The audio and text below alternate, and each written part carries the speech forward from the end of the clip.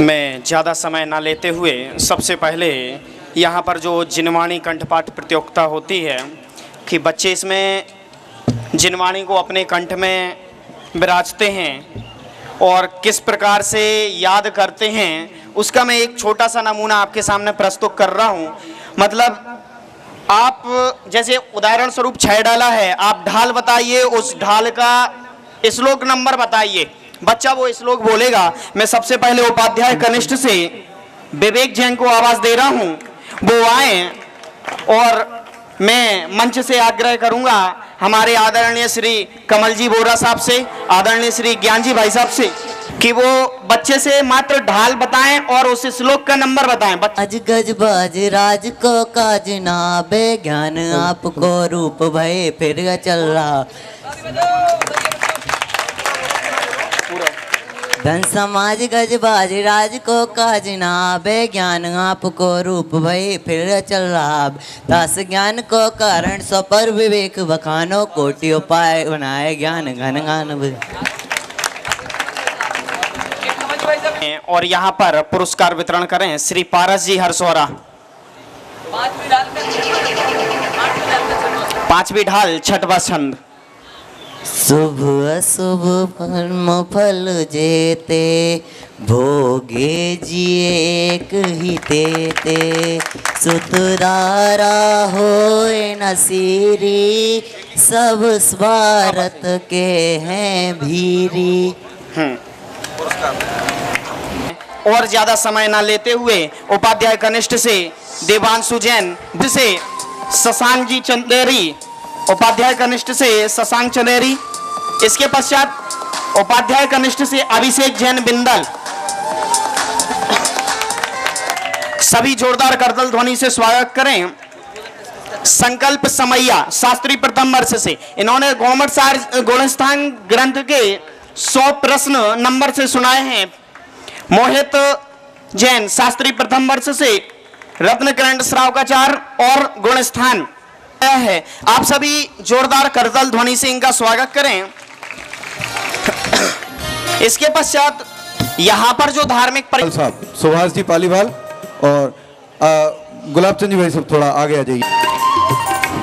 इसके बाद 12 किया है अभिषेक जैन और सिद्धांत जैन, दोनों 93% के साथ प्रथम स्थान प्राप्त किया है। मैं दोनों विद्यार्थियों को यहां आमंत्रण कर रहा हूं, वो आए और अपना पुरस्कार प्राप्त करें।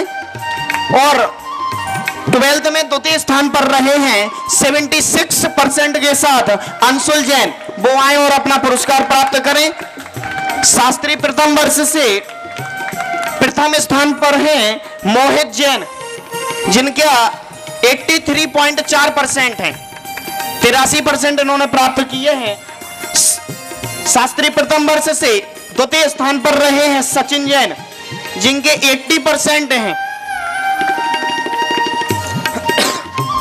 शास्त्री द्वितीय वर्ष में प्रथम स्थान पर रहे हैं संयम जैन, जिनके 88% हैं।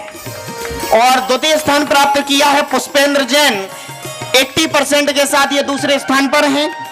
शास्त्री तृतीय वर्ष में संभव जैन ये प्रथम स्थान पर रहे हैं और द्वितीय स्थान प्राप्त किया है शुद्धातम जैन, जो 79% इन्होंने प्राप्त किया है।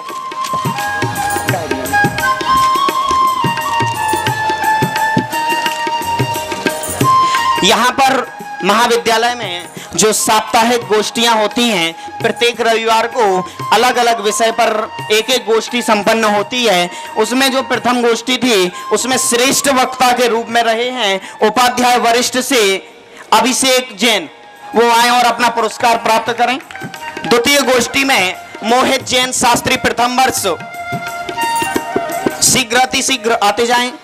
तृतीय जो गोष्ठी हुई थी उसमें श्रेष्ठ वक्ता अक्षय जैन, अक्षय भाषा उपाध्याय कनिष्ठ से। पंचम रविवारीय गोष्ठी, इसमें श्रेष्ठ वक्ता रहे हैं। पंचम रविवारीय गोष्ठी जिसमें श्रेष्ठ वक्ता के रूप में रहे हैं शास्त्री प्रथम वर्ष से सचिन जैन वंडा।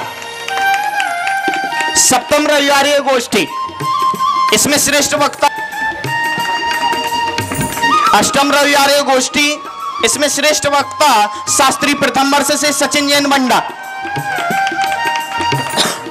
नवम रविवारी गोष्ठी, इसमें श्रेष्ठ वक्ता रहे हैं शास्त्री प्रथम वर्ष से चेतन जैन झालावाड़।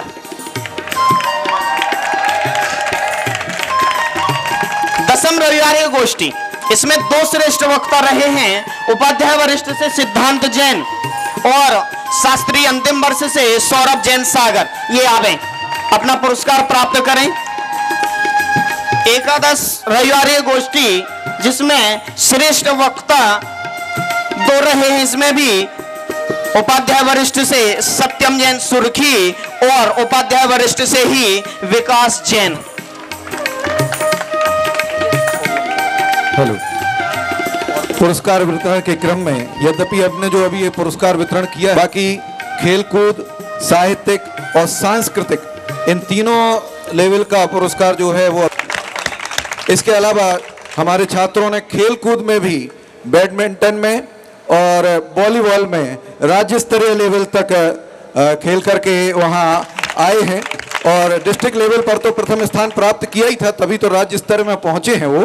और इसके अलावा सांस्कृतिक जितनी भी प्रतियोगिताएं थीं डिस्ट्रिक्ट लेवल की, जिला स्तर की सारी सांस्कृतिक प्रतियोगिताओं में, चाहे वो निबंध हो, अंताक्षरी हो, भाषण हो, उन सभी प्रतियोगिताओं में किन्हीं में प्रथम, किसी में द्वितीय और किसी में तृतीय, अगर 2 गए हैं तो पहला दूसरा नंबर वो ही लेकर के आए हैं, और या फिर किसी में एक में तीसरा नंबर भी लगा है, लेकिन सारी प्रतियोगिताओं में कहीं ना कहीं अपना जिला लेवल पर स्थान प्राप्त करके आए हैं। इसके लिए उन छात्रों को बहुत बहुत बधाई हो। सबके नाम लेना यहाँ संभव नहीं है और कारण इसका ये भी है कि वो 50 विद्यार्थियों में उन्हीं का नाम 4-5 बार आता है, तो एक बार आ गया तो हमें ऐसा लगता है कि चलो ठीक है, आपको यहाँ सम्मानित किया गया।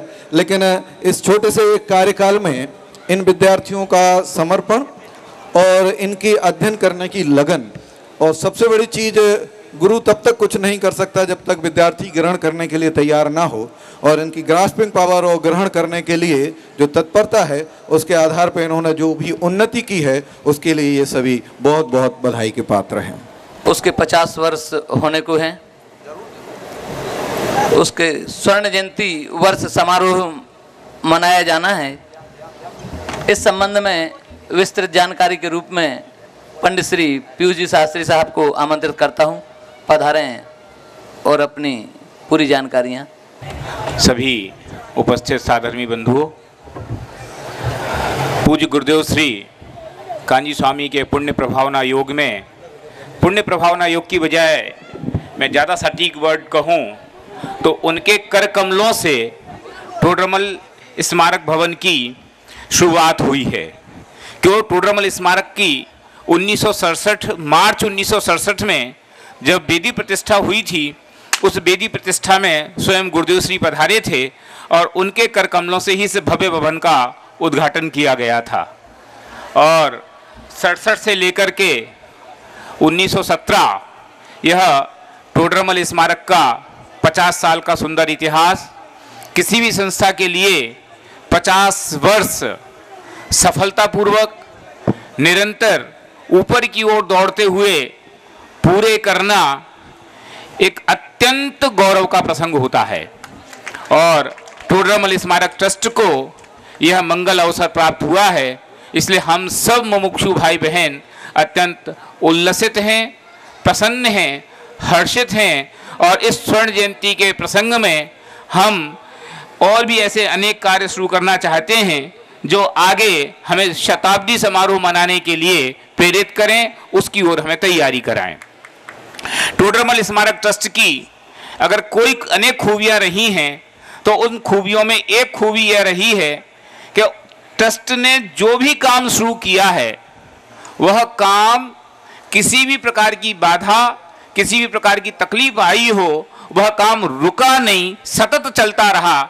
निरंतर चलते रहना यह टोडरमल स्मारक की कार्यशैली की अद्भुत विशेषता है। चाहे वह महाविद्यालय के संदर्भ में हो, चाहे साहित्य प्रकाशन के संदर्भ में हो, चाहे शिक्षण शिविरों के, प्रशिक्षण शिविरों के आयोजन के संदर्भ में हो, चाहे ग्रुप शिविरों के आयोजन के संदर्भ में हो, चाहे किसी भी प्रकार के प्रकाशन के संदर्भ में हो। टोडरमल स्मारक अपनी स्वर्ण जयंती मनाने जा रहा है। और टोडरमल स्मारक A4 बापू नगर में स्थित एक संस्था का नाम नहीं है, वो तो एक बिल्डिंग है। टोडरमल स्मारक क्या है कि टोडरमल स्मारक जो देश भर के मुमुक्षु समाज है उसके दिलों में जो बसा है वो टोडरमल स्मारक है।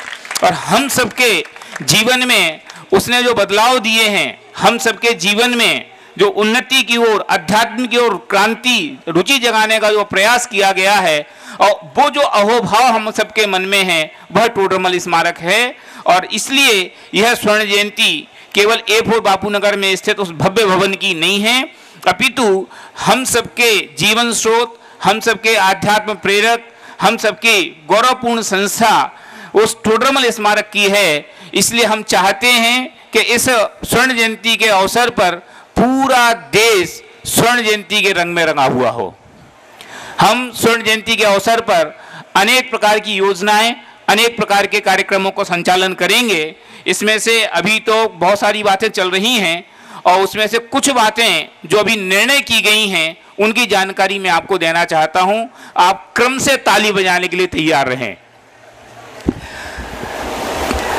टोडरमल स्मारक ट्रस्ट अपना जो अक्टूबर माह में जो शिविर लगता है, इस बार वह शिविर स्वर्ण जयंती वर्ष के अवसर पर जो शिविर लगाया जाएगा वह शिविर तीर्थराज सम्मेद शिखर में लगाने जा रहा है और वह तारीख होगी 9 अक्टूबर से 14 अक्टूबर तक।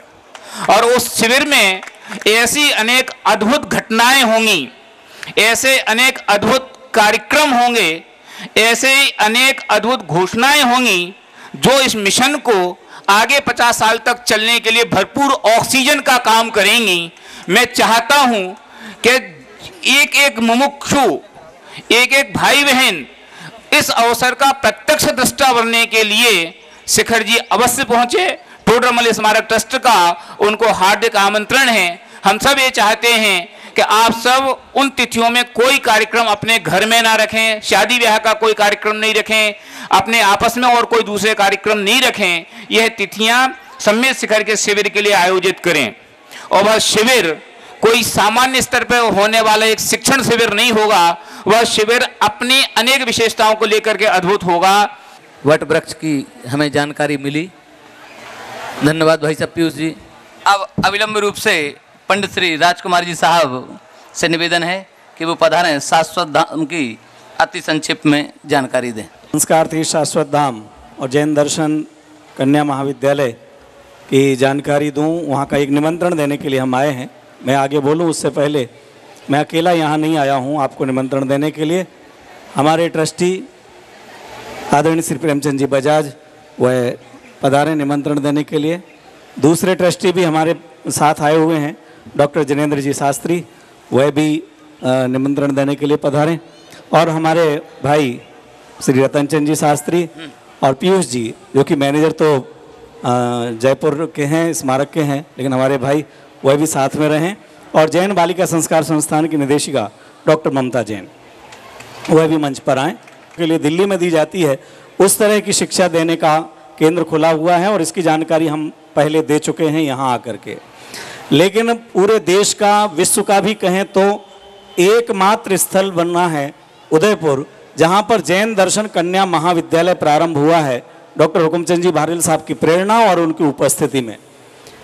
विद्यार्थियों को शास्त्री कराने वाले विद्यालय 3 चल रहे हैं जिनकी चर्चा आप सुन चुके हैं जयपुर, कोटा, बांसवाड़ा में। लेकिन बालिकाओं को ये सुविधा देकर के शास्त्री की उपाधि देने वाला देश का पहला विद्यालय खुला है, महाविद्यालय खुला है, जैन दर्शन कन्या महाविद्यालय, जो गत वर्ष जुलाई में प्रारंभ हुआ है। इस वर्ष 13 बालिकाएं वहां प्रवेश लेकर के कनिष्ठ उपाध्याय में पढ़ रही हैं और अभी कुल मिलाकर के 35 बालिकाएं पढ़ रही हैं। अभी 4, 5, 6 अप्रैल को नए प्रवेश होने वाले हैं और 60 बालिकाएं हो जाएंगी।